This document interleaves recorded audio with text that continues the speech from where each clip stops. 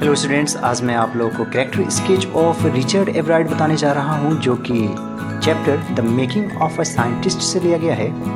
तो आप लोग इस वीडियो को बिल्कुल शुरू से अंत तक देखिए, आपको आसानी से आंसर समझ में आ जाएगा और आप एग्जाम में भी लिख सकते हैं।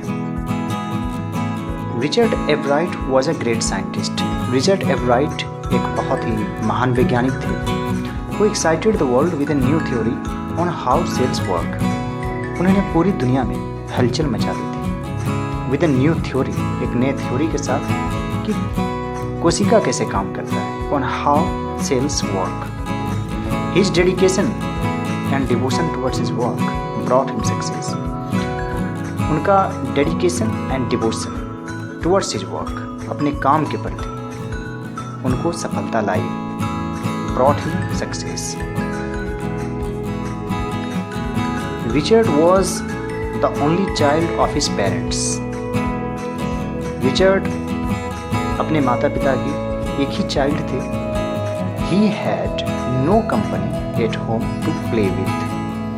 उनका कोई दोस्त नहीं था, कोई कंपनी साथी नहीं था at home, घर पर to play with, उनके साथ खेलने के लिए। In his spare time, अपने फुर्सत के समय में he collected coins, fossils, rocks and butterflies as a hobby. As a hobby, शौक के रूप में वे कलेक्ट करते थे coins, fossils, rocks and especially butterflies. He had sharp mind. उनका दिमाग बहुत ही तेज था and great curiosity to learn something new. कुछ नया सीखने का जज्बा था. His dedication was always great. उनका डेडिकेशन हमेशा ही ग्रेट होता था and whatever he thought, जो कुछ भी वे सोचते थे, he did, वे करते थे। He believed in the spirit of competition to win. उनका विश्वास था कि किसी भी चीज़ का कंपटीशन जरूर होना चाहिए, तभी मजा आएगा।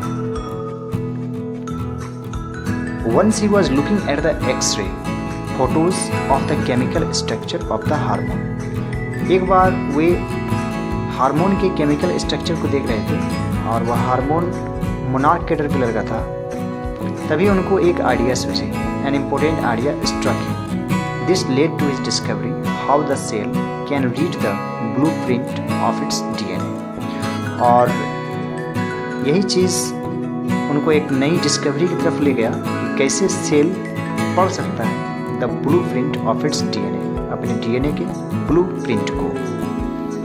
Thus he gave a new theory of cell and its DNA to the scientific world. इस तरह से साइंटिफिक वर्ल्ड को उन्होंने एक नया थ्योरी दिया सेल और उसके डीएनए के बारे में। In spite of his interest in science में इंटरेस्ट के अलावा he became a champion debater and a public speaker. वो एक चैंपियन डिबेटर थे और पब्लिक स्पीकर थे।